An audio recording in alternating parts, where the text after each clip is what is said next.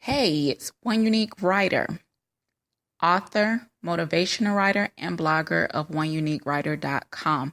Today, I am back to talk to you about step number 3 regarding how to jump out of fear and into faith. Step number 3 is simply this. To overcome your fears, you need to talk about them. Get them out into the open instead of just holding it in and having irrational thoughts. Get them out and talk to somebody, like I was talking before about having a true support system, people that want to see you grow and overcome things and, get to new levels in life. Talk to those people because those people may be able to, in fact, point out strong characteristics in you and how you may, in fact, be irrational in your thinking when it comes to you having fears about the unknown or whatever it is that you may be afraid to pursue. In addition to talking to that person or those people about those fears, make sure that you are listening to the feedback because you may be able to learn something about yourself versus the situation, as well as even being able to learn more about that thing that you are afraid of. And the thing about it is this: the more you know, the more comfortable you will be with it, whatever it is. You really need to learn more about it. At least in my experiences, that's one thing that I've learned, especially when it comes to the fear of the unknown. And even when it comes to relationships with people, like, the more you get to know people or more about a situation, the more comfortable that you become with it. And so it tends to lessen the fear. But again, talk to somebody that you trust because there may be new things that you can learn about yourself relative to that thing that you fear. The other advantage to talking about the things that you fear and being able to vocalize the situations surrounding it is that there's power in the words that you speak. You can bless a thing or you can curse it. You can birth a thing or kill it with your words, with the very things that you speak. The power of life and death lies in your tongue.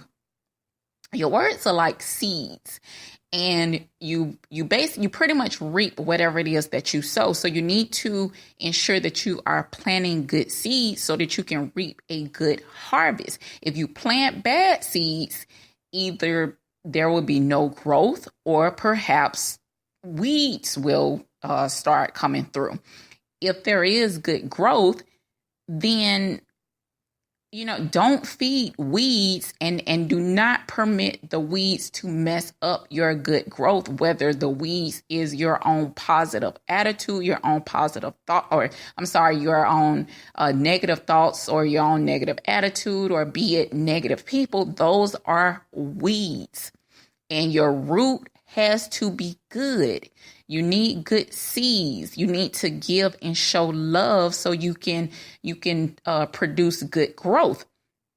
A tree can come up and harvest good fruit because that's basically what's happening there is the seeds that you are sowing with your words and your actions is going to manifest and grow into something. So you get to determine what type of tree you want to have to spring forth, and just think about what happens if you plant bad seeds. If you were to literally plant bad seeds in the ground, there's going to be no growth, right? So think about it like this. Do you or don't you want any growth? And I know you do because you're here listening to this. So because you do want growth and you do want to get forward and you want to get through this situation that is causing fear, make sure that you sow a good seed and that you water it, that you nurture it, and that you go through the process. Okay? So, just as people put out bad, they can get bad back. So put out good so you can get good back. It's just like when it comes to dealing with karma. And, it seems to me that many people apply the laws of karma and the principle of reaping what you sow. They apply it to bad things, but it also applies to good things. Whatever you put out as good, you are sure to get the good back, which, even the Bible talks about it. But just as people attribute faith to good, but, sometimes forsake the fact that is also attributed to bad things. So it works both ways, pretty much. That's just what's happening. And so just think about this too. Is it better to be a slave and be in bondage to fear? Or is it better to be wandering free with no certainty of where you're wandering to? And just think about that for a moment, okay? Because feelings aren't always valid when, in terms of fear. Like I had spoken about before, how I had the panic attack with all of this stuff going on in my head, being afraid that the dude was going to attack me and all of this type of stuff, and it never happened. You praise God, but feelings, that feeling of fear, it isn't always bad. It isn't always valid. And just because you feel a certain way, it doesn't make it true, whatever that thing is that you're having a feeling about. So with that being said, you may even feel alone, but just because you feel alone, it doesn't mean that you are. Just because every aspect of your life may feel like there's nothing but darkness, it doesn't mean that light doesn't exist or isn't shining. God is always with you. And even when you can't hear him, just ask him to speak up and speak louder. When you're in darkness and can't see, you have to keep walking. You're just in a tunnel with various turns and might bump into a wall a few times and sustain a few bruises, but you won't break. So walking in the dark, and I'm speaking like in terms of if you are in fear of the unknown. And so, you're having to walk forward, but you don't really know where it is that you're going. Like with the question that I just asked, is it better to be a slave and be in bondage to fear? Or, would it be a better option to just be wandering around free, but you're free, not in bondage, even though you have no certainty of where you're wandering to? So, for me, I rather, don't put me in bondage. Set me free. I don't want to be in any chains. I may not know exactly where I'm going to, but praise God, I'm headed somewhere. Okay. But if I'm a slave and I'm in bondage and fear has, gotten me down, I'm not going anywhere.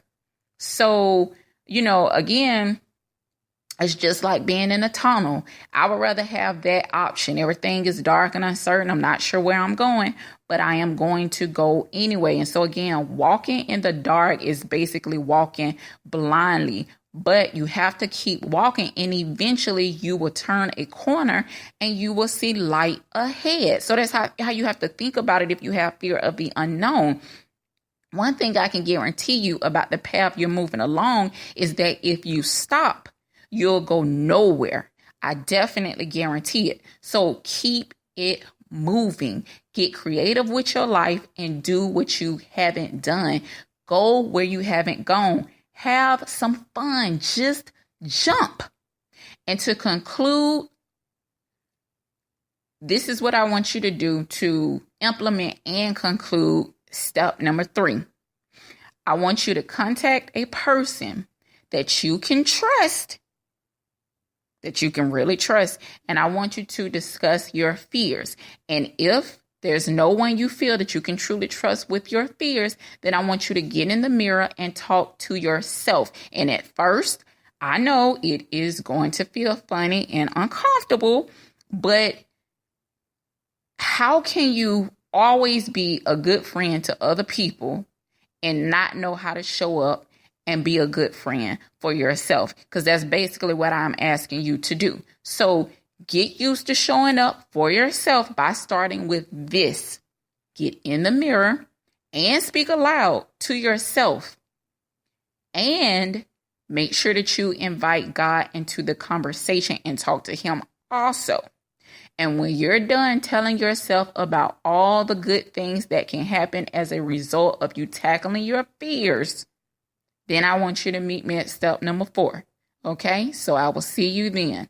Talk to you later.